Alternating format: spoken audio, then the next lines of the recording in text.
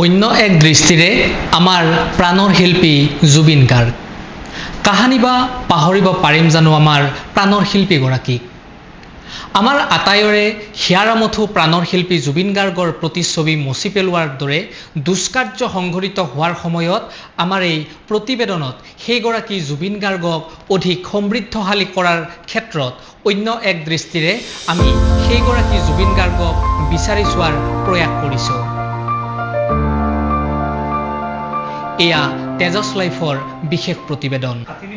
নিঃসন্দেহে এই কথা অনস্বীকাৰ্য যে আজিৰ পৰিৱৰ্তিত পৃথিৱীখনত জুবিন গাৰ্গ নামৰ সত্তাটিয়ে অসমীয়া সংগীত জগতখনক বিশেষ এক আয়তন প্ৰদান কৰিছিল। ঘাইকৈ নতুন প্ৰজন্মৰ পৃথিৱীখনক জুবিন গাৰ্গ নামৰ সত্তাটিয়ে ৰোমাঞ্চিত কৰিছিল। অসমীয়া সংগীত ক্ষেত্ৰখনত উত্থাপিত এক ঘেয়ামিতাৰ অভিযোগ নাকচ কৰিছিল।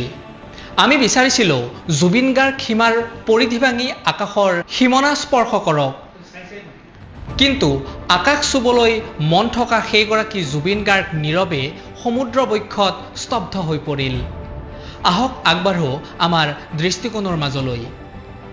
সংগীতৰ নাই কোনো পৰিধি, নাই কোনো সীমাৰেখা।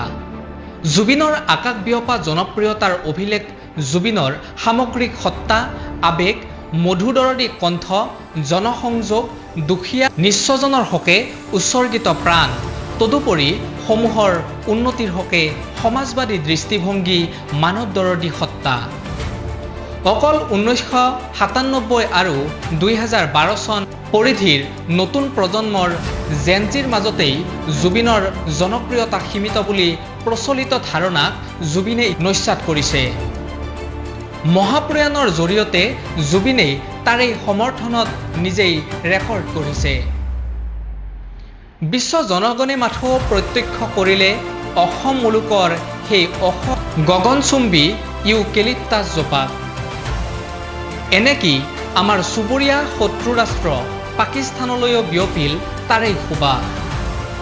জয়ন্ত হাজৰিকা মাথো 34 অথবা 35 বছৰ বয়সতেই অকালতে প্ৰাণ হেৰুওৱা জয়ন্ত হাজৰিকাৰ আটাই সংগীত যাত্ৰাৰ আৰম্ভণিতে চাগে আমাৰ সিমান প্ৰিয় নাছিল। তেনেদৰে মিহিৰ বৰদলৈ, ৰুণুমী ঠাকুৰ, দীপেন বৰুৱা, খগেন মহন্ত, অৰ্চনা মহন্ত, দীপালী বৰঠাকুৰ আদি বহুতৰে কেতবোৰ গীতো আমাৰ বাবে আছিল অপ্ৰিয়।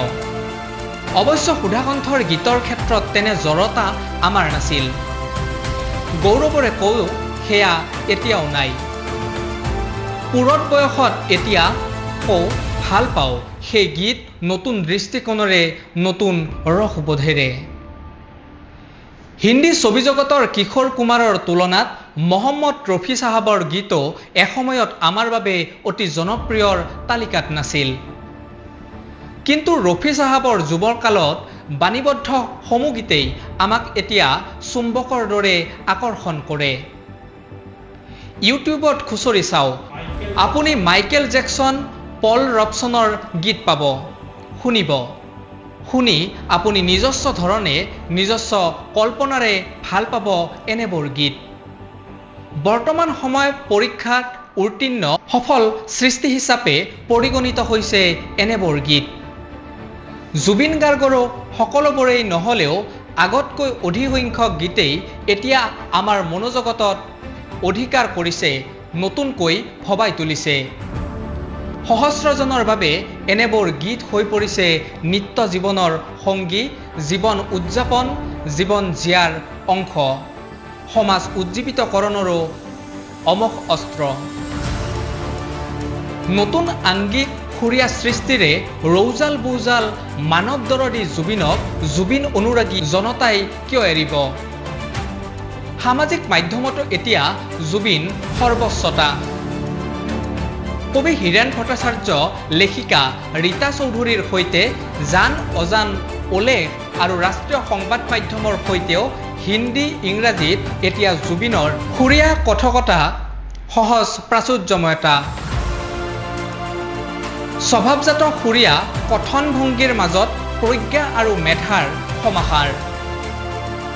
নিজৰ উপজা অসম ভূমিৰ প্ৰতি দুৰ্বাৰ আকৰ্ষণ।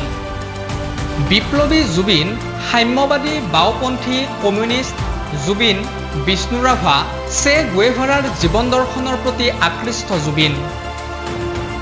সামাজিক মাধ্যমে জুবিনৰ অবৰ্তমানত জুবিনৰ মৃত্যুৰ ন্যায় হকে সম্প্ৰতি শক্তিশালী ভূমিকা ল'লেও কবৰ মন যায় সঁচাকৈয়ে, নহয় জানো পক্ষপাতদুষ্ট সামাজিক মাধ্যম। বিদেশ হোৱাৰ পিছতে জুবিনৰ বহুমাত্ৰী সদৰ্থ গুণাৱলীৰ প্ৰচাৰ। জুবিনৰ মানৱতাবাদী গুণাৱলী নেওচি জুবিনক মনোৰঞ্জনকাৰী উন্মাদপ্ৰায় শিল্পী হিচাপে প্ৰক্ষেপিত কৰাৰ অপচেষ্টা। স্বাভাৱিকতেই তেনেবোৰ কাৰণতেই সামাজিক মাধ্যমত জুবিনবধ বিচাৰি চোৱাৰ এতিয়া আমাৰ উৎসুকতা। আৰু তাৰ মাজেদিয়েই আমাৰ এগৰাকী নতুন জুবিনৰ আৱিষ্কাৰ। অৱশ্যে এয়াও ঠিক সংগীতৰ ব্যাকৰণিক জ্ঞান বাদ দিও সংগীতক আঁকোৱালি লোৱাৰ স্বাধীনতা ব্যক্তিভেদে নিজস্ব মৌলিক। সেয়ে এতিয়া কওঁ, জুবিনক যেনেদৰে ভাল পাওঁ সংগীতৰ মাজেৰে মনৰ তোলাচনিত উঠা আটাইবোৰ সৃষ্টিকেই। কাৰণ সেয়াও যে জুবিনেই শিকাই থৈ গ'ল, তেনেবোধ আপোনাৰ মোৰ সহস্ৰজনৰ বাবেও যে অচিন একেডাল সূতাৰে কথা।